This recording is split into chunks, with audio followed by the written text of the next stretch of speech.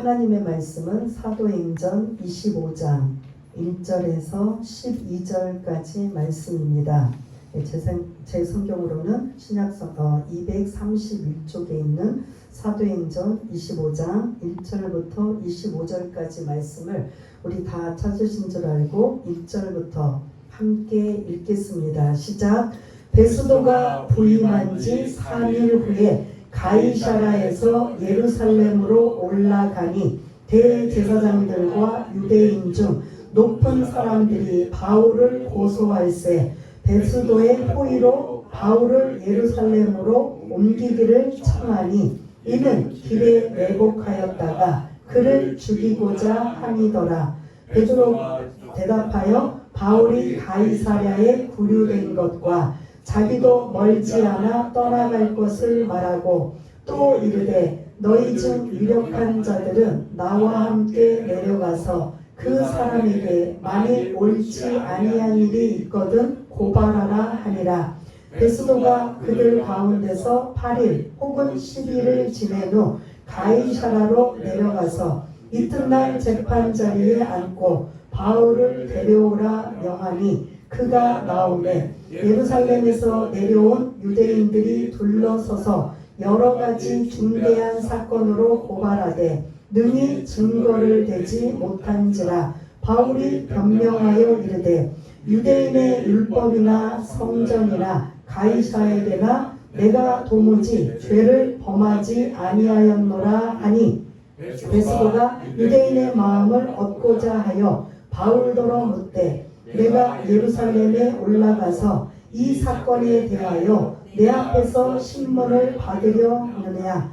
바울이 이르되 내가 가이사의 재판 자리 앞에 섰으니 마땅히 거기서 신문을 받을 것이라. 당신도 잘 아시는 바와 같이 내가 유대인들에게 불의를 행한 일이 없나이다. 만일 내가 불의를 행하여 무슨 죽을 죄를 지었으면 죽기를 사양하지 아니할 것이나 만일 이 사람들이 나를 고발하는 것이 다 사실이 아니면 아무도 나를 그들에게 내줄 수 없나이다. 내가 가이사께 상소하노라 한데 베스도가 배석자들과 상의하고 이르되 내가 가이사에게 상소하였으니 가이사에게 갈 것이라 하니라. 아멘.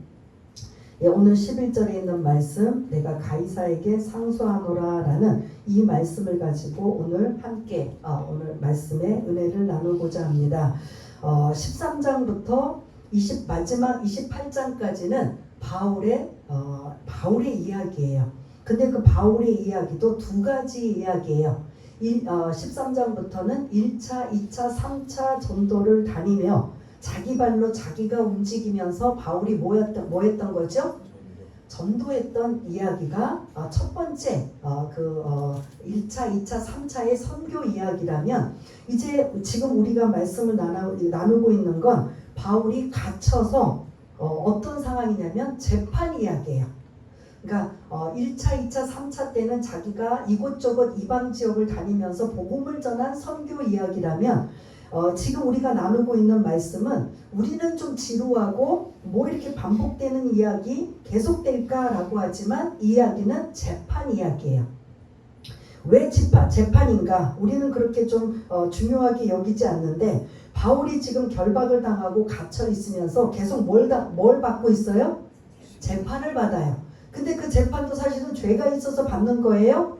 그렇지 않음에도 받아요. 왜 받아야 되는가? 이게 하나님의 뜻이라는 거예요. 재판을 받는 게 그것도 죄도 없는데 뭐 이렇게 반복되는 재판을 받을까? 바울에게는 반복되는 재판이지만 재판장은 다 똑같은 사람이에요? 아니에요? 달라요. 그러다 보니까 바울이 그 무죄를 계속 다른 사람들이 재판장으로 있으면서 자기의 무죄를 계속 입증하면서 누구 이야기가 자꾸 나올까요? 예수님 이야기가 나오는 거예요. 이게 핵심이에요. 근데 우리가 이제 쭉 그냥 사도행전을 뒷부분을 읽을 때는 이거 뭐야? 뭐 계속 죄도 없다면 그냥 풀어주든지 아니면 뭐 어떻게 결판이 나야 되는데 왜 계속 재판 이야기만 마지막 28장까지 지금 등장하고 있어서 우리들에게는 조금 지루할 수 있지만 이 의미는 이 재판을 통해서 결박당한 채로 계속 누구에게? 임금들에게, 고관들에게 뭐를 하고 있다? 복음을 전하는 이야기의 내용이라는 겁니다. 그래서 우리는 조금 지루하고 좀 이렇게 그런 좀 계속 반복되는 이야기 같지만 이 안에 뭐를 찾아야 되냐면 바울이 이 임금들, 고관들, 최고 높은 자들에게 어떻게 복음을 전하였는가 이런 것들을 우리가 유심히 그 핵심을 찾아야 된다는 거죠. 그러면 지금 제가 말씀드린 그 근거가 어디 있느냐? 사도행전 9장에 있어요. 9장에 보면 다메섹 도상에서 바울이 누구를 만나요? 부활의 주님을 만나잖아요. 그때부터 이제 눈이 멀고 아나니아라는 믿음 좋은 신실한 사람이 안수해줘서 눈을 뜹니다. 그때 그 하나님께서 아나니아를 통해서 그 바울의 사명을 전해줘요. 너는 이제 앞으로 어떻게 해야 될 것이다 라는 사명을 주고 계시는데 그거를 제가 잠시 읽어드리면 주께서 이르시되 가라 이 사람은 내 이름을 위하여 이방인과 임금들과 이스라엘 자손들에게 전하기 위하여 택한 나의 그릇이라 그가 내 이름을 위하여 얼마나 고난을 받아야 할 것을 내가 그에게 보이리라 하시니 이게 9장 15절 16절의 말씀이라면 15절에 보면 대상이 나와요. 복음을 전하는 대상이 이방인이다. 그 다음에 누구요? 임금들. 예, 이제 그게 이제 고관도 포함되는데 그 다음에 이스라엘 자손들에게 전하기 위한 나의 택한 그릇이다. 그래서 지금 이방인들은 자기가 1차, 2차, 3차를 다니면서 자기가 갈 수 있는 곳을 가면서 이방인들에게 뭐 했던 거예요? 복음을 전했던 것이라면 재판을 지금 결박되어서 재판을 받는 이 상황은 대상들이 다 누구예요? 그냥 이방인이 아니라 이방인 중에서도 고관들, 높은 사람들, 임금들을 향해서 그들이 이제 다 재판장으로 있고 또 주변에 있는 로마 군인들 그래서 우리가 지금까지 오늘 말씀을 나누는 것을 보면 그 임금들에 해당되는 대상들이 예루살렘에서 가이사라로 급하게 올 때 누가 도와주었죠? 누가? 천부장. 로마 군인의 1000명을 거느리는 천부장이면 고관이에요 아니에요? 고관인 거죠. 1차 대상이 천부장에게 먼저 계속 왜 결박을 당하고 무슨 죄가 있는지를 하면서 복음을 전해 듣게 되는 이러한 대상. 두 번째는 가이사라로 와서 누구에게 또 그 재판을 받은 거죠? 벨릭스라는 총독이에요. 그 벨릭스 총독 우리가 지난주를 좀 더듬어 보면 정의로운 사람이다? 아니다? 전혀 아니에요. 2년 동안 죄가 없는 바울을 결박하고 있는 이 상황에 뭐 하고자? 돈을 민족을 구제할 헌금 돈을 갖고 왔다고 하니까 어떻게든 그 돈을 좀 자기에게 좀 받으려고 하려고 계속 2년 동안 미루어 두었던 이 벨릭스가 지난주에 어떻게 했냐면 자리를 이제 쫓겨나게 돼요. 나오진 않지만 지금 유대인들을 다스리는 총독으로 있으면서 폭압과 폭정 정책을 하다 보니까 유대인들이 계속 로마에다가 편지를 써요. 이 총독이 우리를 너무 괴롭게 합니다. 너무 고통스럽게 합니다. 이걸 계속 총독이 이 벨릭스가 자리를 그만둘 때까지 편지를 써요. 그러다 보니까 나중에 벨릭스 형의 이러한 알력으로 그 자리는 있어서 계속 유지는 했지만 결국은 어떻게 된다? 잘려서 지금 오늘 이제 1절을 띄워주시면 누가 새롭게 총독으로 부임한다? 베스도가 등장한다. 그래서 우리가 지난주에 그 총독 앞에서 복음을 전했던 이 내용이었는데 벨릭스는 어떤 출신이 어디까지 올라왔다 그랬어요? 노예 출신이 완전히 낙하산을 타고 총독이 됐다. 그럼 사실은 총독의 일을 제대로 아는 사람이에요? 모르는 사람이에요? 근데 밑에서부터 계속 총독의 일을 배우고 이렇게 제대로 이렇게 순서를 밟아서 올라간 사람들은 그 총독의 일을 아마도 잘 할 것이다 못할 것이다. 근데 그 사람이 오늘 베스도예요. 벨릭스는 낙하산으로 올라간 사람이기 때문에 사실은 자격이 없는 사람이 그냥 백으로 그 자리를 차지했다면 오늘 이 베스도는 정당한 가정을 통해서 총독까지 된 사람이기 때문에 총독의 그 위치와 해야 할 일을 제대로 할까요 못할까요? 완전히 벨릭스하고는 다르게 성실하게 자기 일을 잘하는 사람이 오늘 이제 베스도가 신임 총리로 이제 부임을 합니다. 이 사람이 얼마나 성실하고 얼마나 사태 파악을 하고 제대로 된 총독이라면 1절만 읽어도 우리가 미루어 짐작할 수 있습니다. 1절 한번 읽어볼까요? 시작. 베스도가 부임한 지 3일 후에 가이사라에서 예루살렘으로 올라가니. 아멘. 지금 로마에서 지금 도착한 날 하루 빼고 그 이튿날 하루 쉬고 그 다음에 그 3일째 되는 날 어디로 지금 간다는 거예요? 약 100km가 넘는 예루살렘으로 가는 거예요. 그러니까 유대인들을 지금 총독으로 지금 부임해서 왔지만 가이사라는 로마 군대, 로마 사람들 여러 가지 이러한 그런 자기네들의 이게 모임의 장소가 가이사라였다면 유대인들의 아주 중요한 지역은 어디예요? 예루살렘이죠. 종교, 정치 이러한 중심지기 때문에 이 베스도가 자기가 후임으로 부임해 와서 사실은 유대 종교 권력자들을 향해 인사하러 취임식하러 가는 거예요. 근데 지금 1절만 보더라도 베스도가 굉장히 부지런한 사람이에요, 아니에요?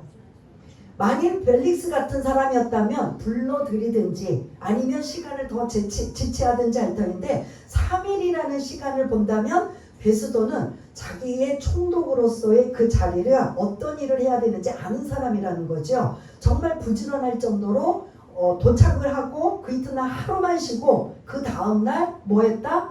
예루살렘으로 100km가 넘는 지역을 지금 가서 유대 종교 지도자들, 권력자들을 다 만나면서 내가 새로 부임한 베스도입니다라고 지금 알리는 이러한 내용이에요. 그러한 상황이 이제 예루살렘으로 도착했어요. 도착했는데 그 유대 종교 지도자들, 종교 권력자들, 즉 대제사장들과 장로들은 다른 말로 사내들인 그 공의회예요. 그러니까 지금 우리로 말하면 국회의원급에 해당되는 고위 권력자들이에요. 그 고위 권력자들이 부임한 베스도에게 뭘 지금 하고 있어요? 2절에 보니까 바울을 또 고발하는 거예요. 이 고발은 언제적부터 한 거죠?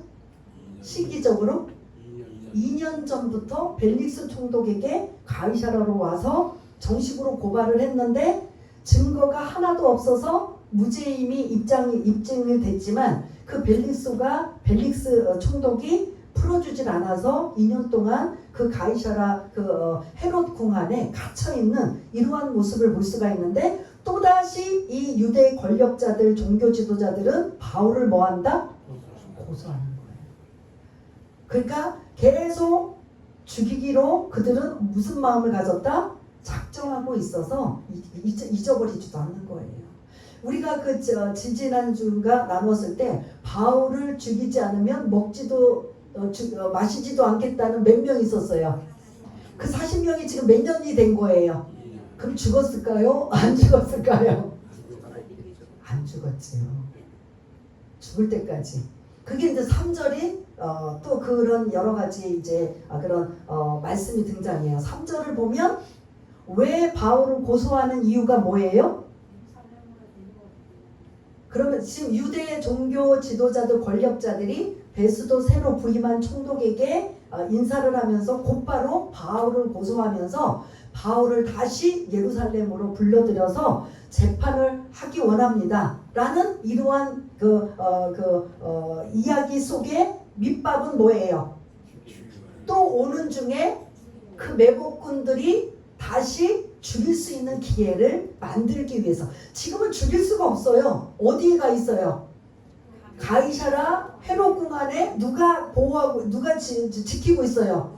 로마 군인이 지키고 있기 때문에 바울을 죽일 수가 없어요. 그런데 오는 도중에 매복을 하고 있다가 죽일 수 있는 여러 가지 상황을 다시 한번 만들기 위해서 유대 종교 지도자들, 권력자들, 그 지금 2절에 보면 그 종교 지도자들의 첫 등장하는 인물이 누구예요? 대제사장. 사내들인 공회의원의 수장이에요.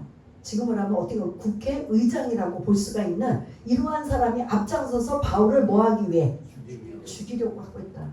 이제 몇 년 동안? 참, 이 사람들도 아주 그냥 질기지요?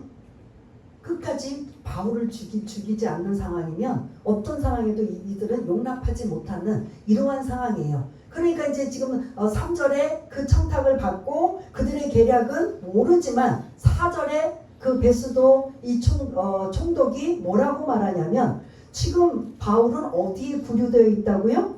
가이사라에 구류가 되어 있으니 당신네들이 만일 정식으로 고발하고 싶으면 어디로 오십시오? 내가 예루살렘으로 데려오는 게 아니라 당신들이 와서 지금 그 갇혀있는 그곳에 와서 정식으로 그러면 고발을 하고 재판을 받게 하십시오. 그 얘기가 지금 4절 이야기가 이제 쭉 등장하고 있는 걸 볼 수가 있습니다. 그러니 결국 어떻게 해요? 베스도가 6절 7절 이제 6절 7절 또 보여주시면 결국은 거기서 한 8일 10일 동안 여러 가지 유력 인사들 또 여러 가지 자기 업무 파악 이런 것들을 한 다음에 다시 어디로 갔을 것 같아요? 가이사라로 지금 내려가면서 그 유대 종교 지도자들에게 정식 만약에 고발할 거면 이 가이사라에 와서 고발하십시오. 그때 그러면 다시 재판하겠어. 이제 그런 얘기가 지금 6절 7절에 지금 등장하고 있고 7절을 좀 띄워주시면 이제 정식으로 재판을 좀 하는 거예요. 7절 한번 읽어볼까요? 시작. 그가 나오매 예루살렘에서 내려온 유대인들이 둘러서서 여러 가지 중대한 사건으로 고발하되 능히 증거를 대지 못한지라. 아멘. 사실 이 여러 가지로 고발했다는 건 우리가 지난주, 지지난주에 나누었던 몇 가지 고발한 거예요? 세 가지 고발 사건을 또 지금 또 총독이 새로 바뀌니까 이 총독은 우리를 좀 도와주겠지, 이 총독은 좀 뭔가 우리에게 유익을 주겠지 하고 지금 세 가지 사건을 똑같이 고발했지만 고발하면 반드시 증인이 있거나 뭐가 증거가 있어야 되는데 지금 7절에 보면 증거가 있다 없다? 없다는 거예요.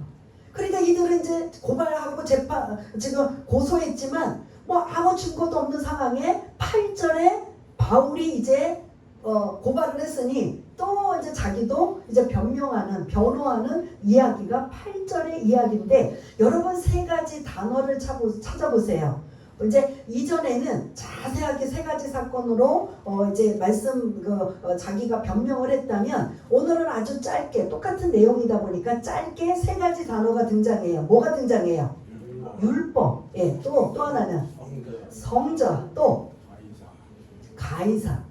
이 세 가지가 그 세 가지 사건하고 해당이 되는 거예요. 근데 이제 누가는 이제 사도행전을 기록한 누가는 지난번에 이미 그 자세히 지난주에도 기록했기 때문에 이걸 또다시 반복해서 기록한 게 아니라 그걸 압축해서 첫 번째 뭐에 대한 단어가 나왔죠? 그러면 그 세 가지 사건에 뭐에 해당될까요? 예? 나사렛 이단의 우두머리라는 소리예요. 이 사람은 나사렛 이단의 우두머리입니다. 이걸 고발한 거를 내가 이단이라고요? 그러면 나는 너희들보다 조상들의 하나님을 나도 섬기고 나는 구약 성경을 다 뭐했다? 믿은 사람입니다. 근데 그들은 사실은 뭐만 믿어요? 모세오경만 믿어요. 그리고 뭐도 안 믿어요? 부활도 성령도 천사도 안 믿는 자들이에요. 그들 앞에서 오히려 그들이 깨갱거릴 수 있도록 나는 율법을 당신네들보다 더 잘 지키고 있습니다. 이러고 지금 변호하고 있어요. 두 번째는 뭘까요? 예?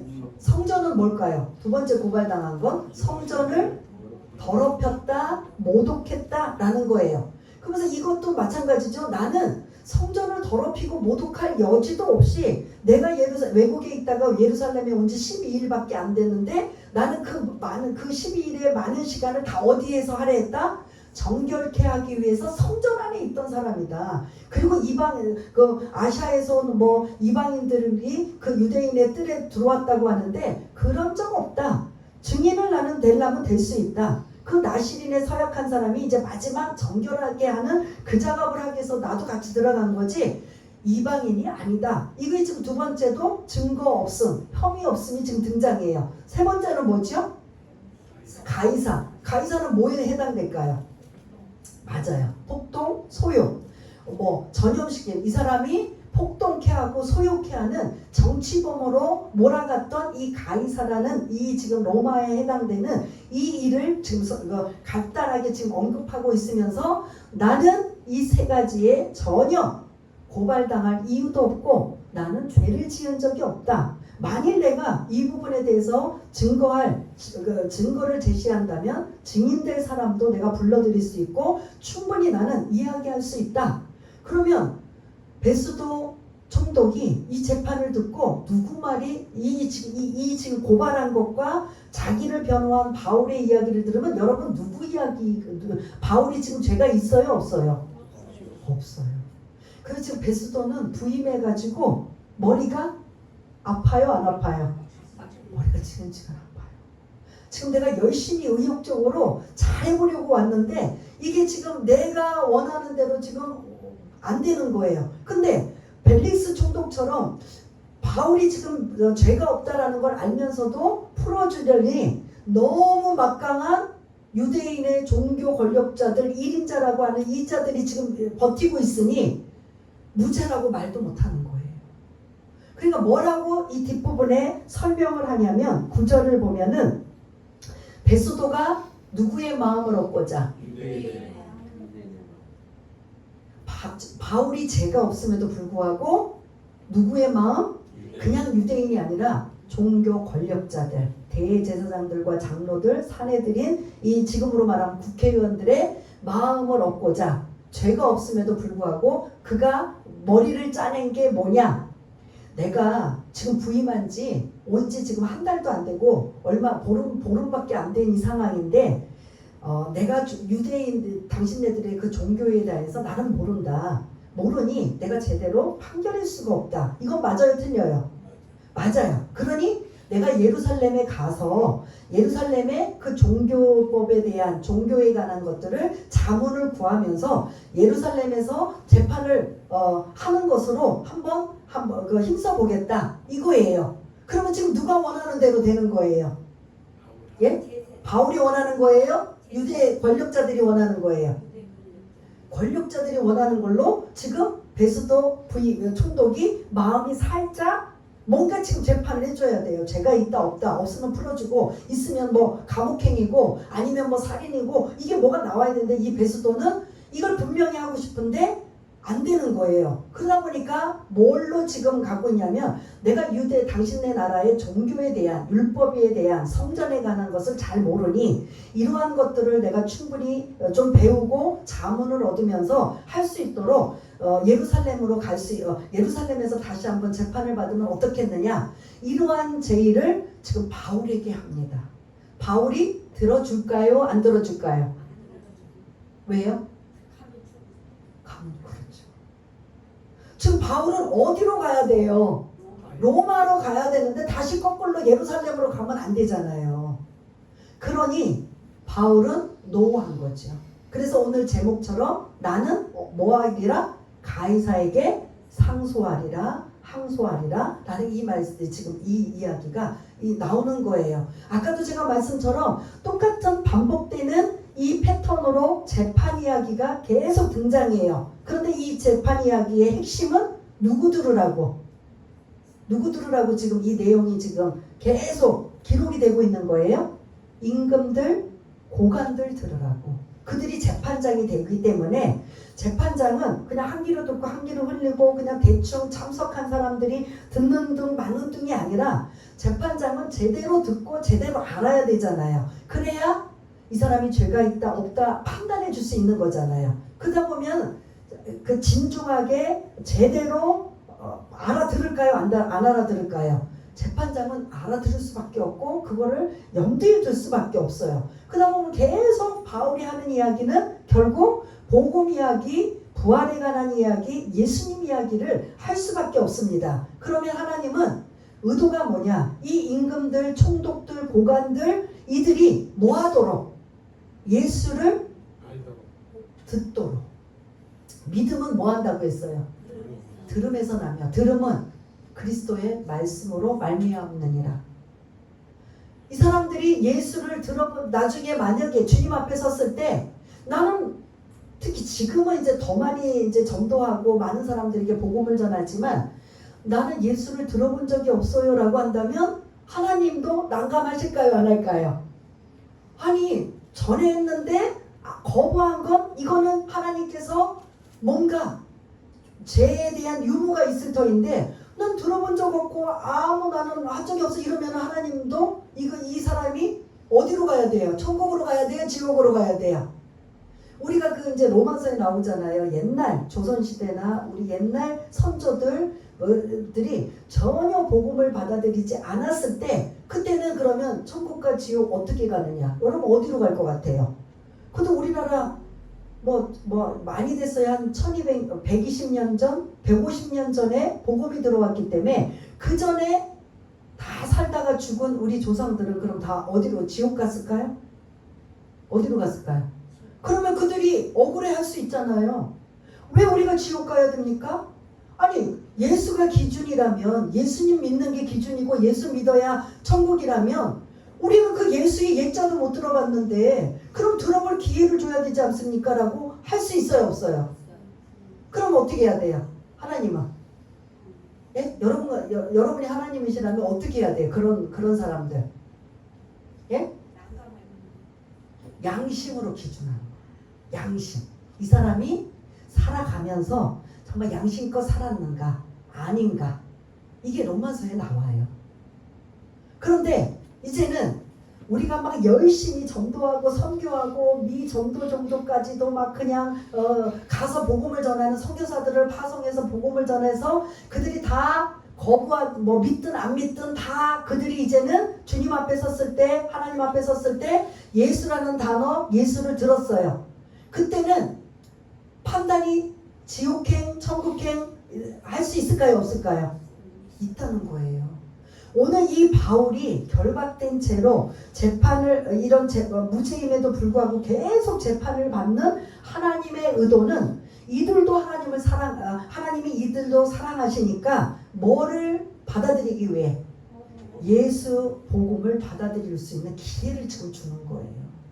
이해가 되십니까? 그렇게 생각하면 이 총독에게 복음 전하는 일이 얼마나 소중하고 귀한가. 근데 이 베스도가 이제 우리가 좀 다음 주까지 이제 나누지만 베스도는 이 부분에서 총독으로 부임한 지 2년 후에 뭐 한다? 질병으로 죽어요. 그러면 누구 만날까요? 죽고 나면 하나님 앞에 쓴다고요. 모든 예수 믿는 사람도 안 믿는 사람도 다 하나님이 창조한 우리 인간을 다 마지막 우리가 숨이 걷어지고 죽은 다음에 하나님 앞에 다 서요. 예수 믿는 사람만 쓰는 게 아니라 안 믿는 사람도. 그때 기준이 뭐예요? 예수 믿는 사람과 안 믿는 사람이 갈라져요. 안 믿는 사람도 그 앞에 서요. 그러면 하나님이 보시기에 이 사람 예수 믿은 거예요? 안 믿은 거예요? 안 믿은 사람은 지옥행이고 믿은 사람은 천국이에요. 근데 지금 벨릭스도 마찬가지로 지금 자기가 2년 뒤에 죽을 줄 누가 아냔 말이죠. 모르는 거지만 실제로 역사에 2년 후에 죽어요. 그러면 이 사람은 그리고 사실 이 내용으로 보면 예수를 안 믿고 죽게 된 사람이에요. 그래도 하나님 앞에 섰을 때 원망할까요 안 할까요? 옛날 우리 150년 전의 조상들처럼 우리는 예수를 들어본 적도 없는데 우리가 왜 지옥 가야 됩니까? 라고 할 수 있는 사람이에요 아니에요?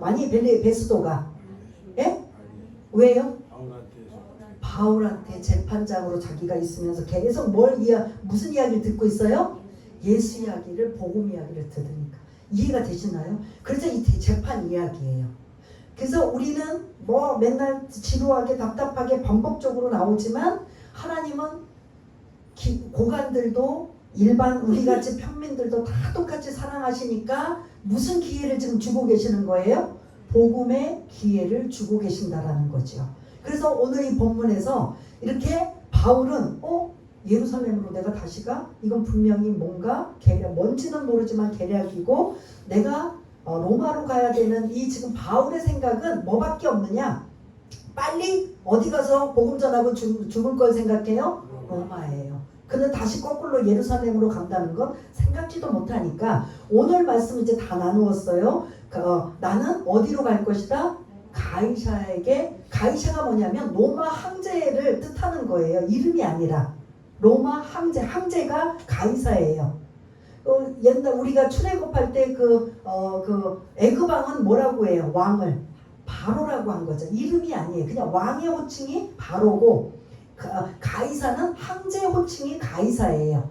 근데 너무 아이러니하게 지금 바울이 이렇게 해서 27장부터 28장에 드디어 로마에 도착하게 되는데 이때 로마 황제가 누군지 아세요? 여러분들이 아주 잔인한 황제 누군지 혹시 누구 기억들 나시는 분 있어요? 네로. 바울이 갔을 때 로마 황제가 바로 네로예요. 그런데 네로가 처음부터 막 잔인한 정치를 한 게 아니에요. 예수 믿는 사람들을 막 불태워 죽이고 잔인한 게 초창기에는 안 했어요. 한 5년 정도까지나. 근데 바울이 그 5년 정도 정상으로 정치할 때 그때 로마로 간 거예요.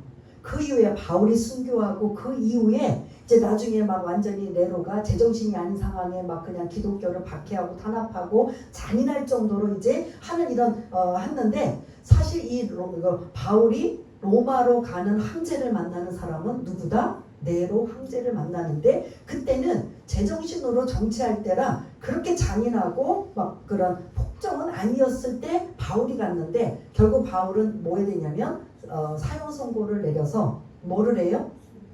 순교를 당해요. 어떻게 순교당했다고 하죠? 목이 잘려요. 목이 잘려서 그래서 실제로 이제 저도 거기를 가봤는데 목이 그 큰 돌덩어리 같은 대리석 같은 돌에 이렇게 얹고 고개를 내밀고 그래서 자른 거예요. 근데 이제 그 머리가 팅팅 이제 튀어서 이제 했던 그 자리가 그대로 있게 되는 이러한 걸 볼 수가 있는데 바울은 이미 결박된 상황에 자기 죽음 외에는 더 이상 소망이 없어요. 어떻게 하든 내가 살아볼까? 어떻게 하면 내가 여기서 결박당한 걸 풀어볼까? 바울에게는 그런 마음이 없어요. 어떻게 하든 빨리 내가 이미 삼층천 하늘도 보았고 이 모든 걸 다 경험했기 때문에 그의 소망은 어디에 있느냐면 빨리 이 땅에 있는 이 상황은 내가 어쩔 수 없이 복음을 전해야 되기 때문에 아직 내가 연명하고 있지만 이미 바울에게는 소망이 어디에 있다? 몸은 여기 이 땅에 있지만 천국의 하늘에 소망을 두고 빨리 가고 싶은 사람. 왜 그렇잖아요 여러분. 정말 진짜 좋은데 정말 이것이 천국이다라고 하면 여러분들 그곳이 모든 게 딱 이렇게 집중되어 있는 것처럼 바울이 바로 그런 모습이기 때문에 빨리 복음 전하고 내가 할 일 다 한 다음에 빨리 주님 곁에 가야 되겠다. 바울은 사실은 그 외에는 없어요. 그러다 보니까 이 재판 이야기는 여러분들이 지루하지만 결국은 누구를 그 누가가 기록하는 의도, 하나님의 의도는 누구를 겨냥하는 이러한 지금 재판 이야기라고요. 임금들, 고관들 이러한 자들을 위해 계속 복음을 전하는 이러한 내용이다. 그래서 우리가 이걸 통해서 예수 믿는 이러한 복음의 이야기를 계속 알지만 접하지만 계속 귀가 까갑되 여러분들이 듣고 나만 듣는 게 아니라 또 전하고 알리는 이 역할을 해야 된다는 거죠. 사실 오늘 이 말씀에 묵상할 일은 그것보다 오늘 또 하나를 찾아본다면 2절에 등장하는 누구 구체적으로 누구랑 지금 등장하지요? 대제사장들과 유대인의 높은 사람, 유대인 중 높은 사람. 이 사내들인 공회의원 유대인들의 최고 권력자들이 바울을 지금 뭐 하는 거예요? 몇 년 동안 사람 총독이 바뀌었는데도 죽이는데. 그럼 이들은 대제사장은 뭐 하는 사람이죠? 이때 당시 대제사장은 뭐 하는 사람이에요? 성전에서 뭐예요? 제사 지내는 거예요. 뭘로? 이들은 기독교가 아니니까 뭐예요? 성전에 가서 뭘로 제사를 드려요? 제물이 뭐예요? 양, 소, 비둘기 뭐 이런 거 매일 상번제라고 해서 그 종교 지도자들은 그러니까 백성들은 자기가 필요할 때마다 아니면 무슨 이런 절기나 이런 것들에 와서 제사를 드리지만 그 성전 안에 있는 이 대제사장들과 제사장들은 매일 아침 저녁으로 제사를 드려야 돼요. 상번제라고 해서. 그러면 아침 저녁은 둘째째 한 번만이라도 매일 드리면 2년 동안이면 몇 번 드려요? 1년이면 그 700일 중에 절기도 수없이 많아요. 그러면 700일, 800에 모두 뭘 드렸다? 동물의 제사를 드리며 그 제사의 의도가 뭐냐면 하나님 우리의 죄를 뭐 해달라? 용서해달라. 정결하게 해달라. 그런 의미로 몇 번 이상을 드린 거예요. 700, 800번 이상. 그런데도 2년이 지났는데도 여전히 그들은 뭐에 대한 것으로 집착하고 있다? 바울을? 그럼 지금 이게 맞는 거예요? 틀리는 거예요? 예? 내가 매일 그게 2년 동안 한 700번 이상 동물의 제물을 피를 동물을 잡아서 제물로 하나님 앞에 피를 드리며 하나님 우리의 죄를 용서해 주시고 우리를 정결케 하옵소서 계속 그 제사를 드리면서 한편으로는 계속 나는 누구를 죽여야 되겠다. 누구를 죽여야 되겠다. 그것도 매일매일 생각을 했어요? 안 했어요? 그럼 이 제사와 이 대제사장과 이들이 하나님이 기뻐하시는 자의 모습이에요? 아니에요? 예? 지금 이제 설명을 드리니까 2년 동안 오늘 본문에 보면 제가 각색한 게 아니라 베스도 후임자 새로 부임한 베스도 총독을 만나자마자 누구를 고발하고 누구를 죽이려는 생각이에요? 바울을 죽이려고 하고 바울을 어떻게든 매복해서 죽이려고 하는 이 생각은 2년이 지났음에도 변했다 안 변했다? 그러면 그들이 드린 제사와 제물이 진정과 신령으로 드렸다 안 드렸다? 하나님은 이들의 마음과 제물과 예배와 제사를 받으셨다 안 받으셨다? 안 받았어요. 아이러니죠. 이게 우리들의 모습이에요. 우리 지금 이걸 다시 우리식으로 바뀌면 지금 그렇게 새벽 예배 한 번도 안 빠지고 매일 주일도 안 빠지고 열심히 예배를 드리는데 분노와 혈기와 여러 가지 고집과 판단과 정죄로 가득하다면 대제사장들과 이 지금 유대 권력자들과 같아요? 달라요? 같을 수밖에 없어요.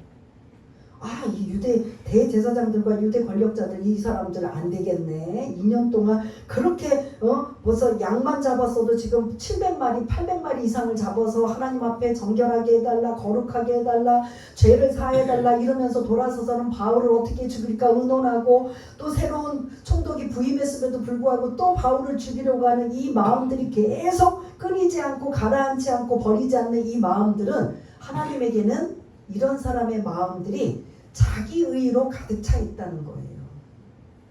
이게 우리들하고 똑같아요. 여전히 예배드리고 여전히 기도하고 여전히 다른 사람보다도 내가 특출나게 드러내도 분노, 혈기, 판단, 정죄, 남을 비난하고 있다면 이들과 다를 바가 없다라는 거죠. 우리가 과연 이 사람들과 똑같은 전철을 밟아야 되는가? 아니지요. 반대로 바울을 좀 한번 생각해 보세요. 바울은 지금 2년 동안 뭐 하고 있어요? 감옥에 갇혀 있어요. 그러면 마음대로 예배드리거나 경배하거나 할 수 있어요, 없어요? 그렇지만 이 바울은 목적이 뭐라고 했어요? 로마로 가는 게 목적인데 로마로 가는 게 너무 답답한 거예요. 언제 어떻게 가야 될지. 지금 가이사랴에 2년 동안 죄가 없음에도 지금 붙잡혀서 있는 이 상황에 언제 어떤 방법으로 어떻게 가는지 나는 빨리 가서 로마에 가서 복음 전하고 싶고 그래서 거기서 내가 순교하게 된다면 이제 천국 가는 이 일을 하고 싶은데 얼마나 바울의 입장에서는 답답한 마음이에요. 우리하고 틀리죠. 만일 저와 여러분들이 거기서 2년 동안 갇혀 있다면 여러분들 어떤 마음일까요? 죄도 없는데. 예? 여러분들 어떤 생각이에요? 어떻게 하면 여길 빠져나갈까? 벨릭스 총독한테 뇌물 좀 바칠걸. 그 주변에 있는 많은 지인들에게 돈 좀 갖고 오라고 해서 빨리 나가서 내가 알아서 내 발로 그냥 로마로 갈걸. 아니면 또 어떤 생각? 어떻게 하든 내가 여기를 빠져나가고 어떻게 할까? 거기서 그 2년이라는 세월을 계속 가다 보면 내 방법, 내 생각으로 갈까요? 안 갈까요? 갈 수밖에 없어요. 그러면 하나님의 뜻을 놓쳐요? 안 놓쳐요? 언제 어떻게 어떤 방법으로 가야 되는지는 안 알려줬으니까 내가 그 방법을 내가 스스로 찾아서 가리라 라고 해서 뭐 뇌물을 써서 나와가지고 내가 어떻게든 또 뭐 그 유대인들의 그 위협은 무릅쓰고라도 내가 그냥 내 발로 로마까지 가리라. 우리는 자칫 앞서가면 이런 생각도 할 수 있어요, 없어요? 그럼에도 불구하고 바울은 하나님의 방법으로, 여러분들 우리는 그냥 한 장 넘기니까 2년이지만 실제로 2년을 산 사람은 이 2년이 길어요? 안 길어요? 엄청 길지요. 그 긴 시간을 바울은 뭐를 하나님께 시선을 두고 하나님께 기도하며 나가는 거죠. 오늘 제가 365장 찬양을 부른 것처럼 괴로움과 두려움이 있을 때 주 예수 앞에 다 아뢰어라. 내일을 염려하지 말고 주 예수께 아뢰라. 죽음 앞에 겁을 내는 자여 주 예수 앞에 다 아뢰어라. 하늘나라 바라보는 자여 주 예수께 아뢰라. 내 방법이 아무리 옳다고 해도 하나님은 하나님의 방법으로 하기를 원하셔요, 안 하세요? 근데 우리는 여러분들의 개인적으로 신앙생활, 교회 안에서도 특히 주의 종들이 교회 일을 하면서도 이것이 옳다라고 하면서 하나님보다 앞서갈 때도 있어요, 없어요? 그때가 많아요. 왜 저렇게 답답하게 2년이라는 긴 시간을 왜 저렇게 그냥 가만히 있을까? 나 같으면 이렇게 하겠네. 충분히 이런 생각 할 수 있어요, 없어요? 이거는 하나님 생각이에요, 내 생각이에요? 내 생각이고 우리 생각이에요. 인간적인 생각이에요. 그런데 바울은 그 2년 동안 충분히 뇌물을 주고 여러 가지 방법으로, 정당한 방법으로 나갈 수 있음에도 불구하고 기다린다, 안 기다린다? 하나님의 시선, 하나님이 하실 일 하나님께 맡기고 하나님께 의탁하고 하나님이 인도하실, 그걸 지금 시선을 두고 그때 내가 지금 2년은 아니지만 설마 몇 달 있다 가겠지, 아니면 또 1년 지났네, 아니면 조금 더 지났네, 그 시간을 내가 어떻게 보내나, 흔들리지 않고 요동하지 않고 하나님만 바라보며 하나님께 시선을 두며 하나님을 의지하는 이 믿음이 우리에게 필요하다는 겁니다. 우리는 자칫 옳다라고 생각해서 그르치는, 하나님이 하실 일을 우리가 기다리지 못하고 그르치는 일, 사실 저도 많아요.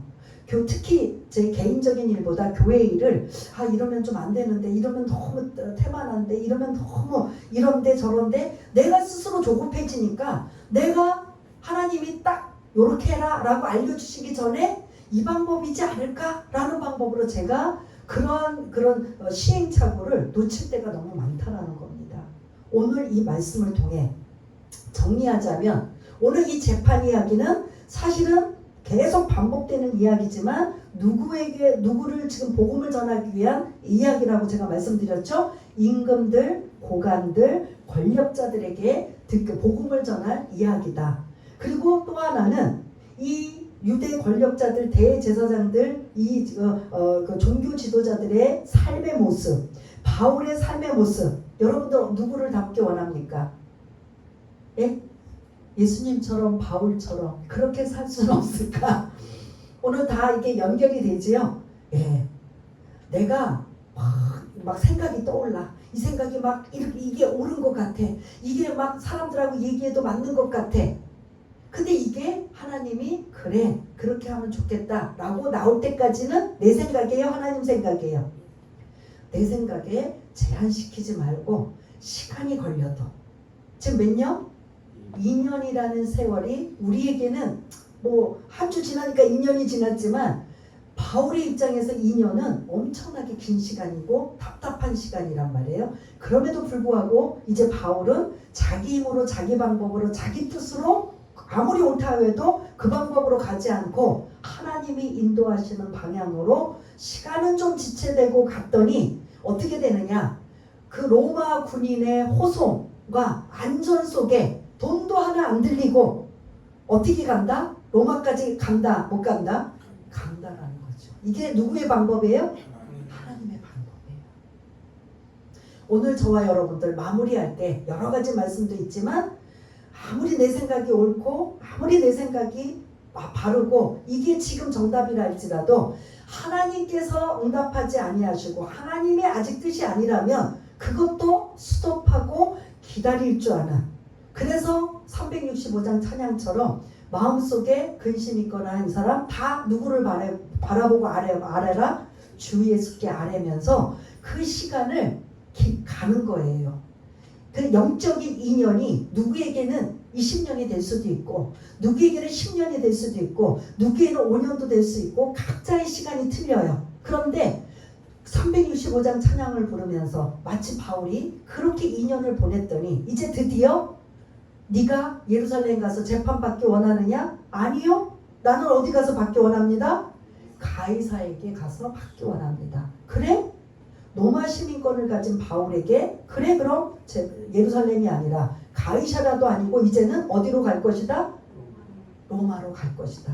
그래서 이제 조금 이제 여기서도 또 남겨진 복음을 받아들일 사람이 있기 때문에 우리가 이제 다음 주 나누지만 결국은 로마로 가는 이러한 일들이 바울에게 있어집니다. 그래서 내 뜻, 내 생각, 내 방법 내려놓으시고 그리고 하나님의 믿음의 사람이라면 가급적이로 분노와 혈기와 그리고 판단과 정죄와 이런 것들을 내려놓으시고 정말 바울처럼 주만 바라보며 하나님께 시선을 두며 하나님의 하실 일 당장은 답답하고 당장은 막 그냥 뭐 금방금방 해결해 주지 않아서 막 그냥 조갈증이 날 정도지만 그거를 버티고 믿음을 가지고 하나님은 그 상황에 믿음을 자꾸 훈련시켜 놓는 거예요. 다듬어 놓는 시기예요. 근데 그걸 잘 이겨내면 완벽하게 하나님의 인도함을 받는다.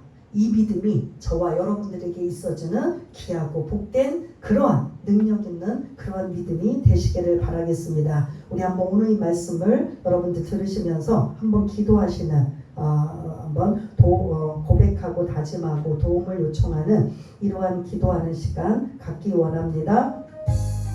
할렐루야. 사랑이 많으신 하나님 아버지, 오늘도 재판 이야기는 계속됩니다.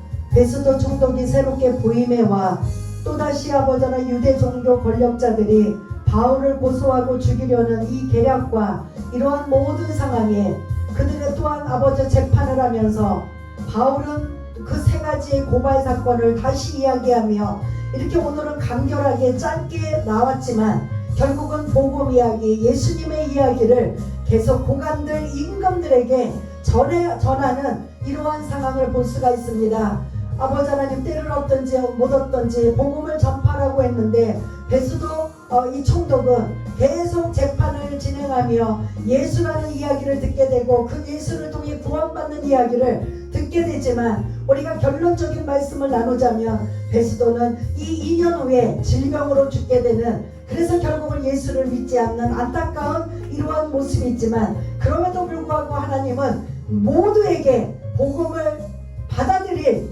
그러한 기회를 우리에게 주고 계시다면 그 기회를 놓치지 않고 그 예수를 믿으리라, 그 예수를 만나리라, 그 예수님과 함께 나의 삶을, 내 인생을, 아버지 남은 인생을 살리라 라는 이러한 마음을 가지고 오늘 바울처럼 인생의 2년이 여러 사람들에게는 2년도 되고 20년도 되고 10년이 되는 이런 길고 지루한 인생이지만 그 인생을 내가 오직 주만 바라보며 주를 의지하며 오직 예수님과 함께 보낼 수 있는 믿음의 사람, 하나님이 세상이 감당치 못하는 그런 사람으로 이 자리에는 모든 자들이 승리하며 살기를 원합니다. 그렇게 살아갈 수 있도록 성령님 말씀이 깨닫게 하시고 듣게 하시고 또한 마음에 새길 수 있도록 하나님 은혜를 내려 주옵소서.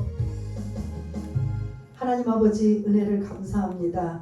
오늘 똑같은 반복되는 재판 이야기지만 하나님께서 바울 사도에게 임금들에게 복음을 전해라. 그래서 1차, 2차, 3차 때는 자기 발로 자기가 다니면서 많은 이방인들에게 복음을 전했다면 이제는 결박되고 갇혀있는 죄수의 몸으로 고관들을, 임금들을 향해 재판받는 가정에 예수를 드러내고 전하여서 그들도 예수를 믿고 알게 되는 이러한 기회를 주고 있는 하나님의 깊은 뜻을 우리가 깨달아 이제 나머지의 28장까지의 말씀을 나누기 원합니다. 성령님께서 말씀을 조명하여 주셔서 우리가 어떻게 이 바울의 이러한 믿음을, 도전을 받아 어떻게 살아야 될지를 깨달아 아는 복된 자들 다 될 수 있도록 주님 도와주옵소서. 모든 것 감사드리오며 사랑이 많으신 예수님 이름으로 기도드리옵나이다. 아멘.